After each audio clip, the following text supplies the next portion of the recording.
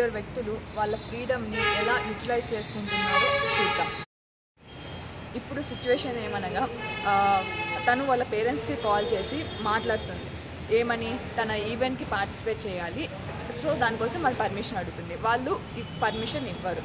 So తను ఎలా react అవుతుంది, తను ఎలా యూటిలైజ్ చేసుకుంటుంది అదంతా అనేది మనం చూద్దాం.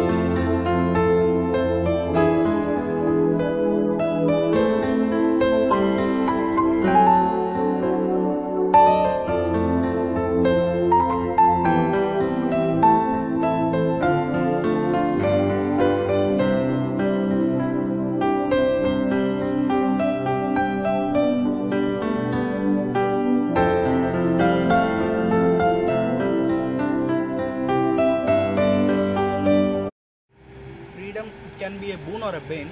If we use it in a positive purpose, everything will be well and good. And if we use it in a negative way, we have to face the odd effects of life. What do you think about freedom? Freedom is like it is not bounded by any conditions. For example, if you are attached to anyone, you do not have freedom. Like you have to do that thing, then you lose your freedom. And other thing is it is the freedom which is not given by anyone. We have to create our own freedom. Freedom is nothing but happiness. We should find freedom in things whatever we do.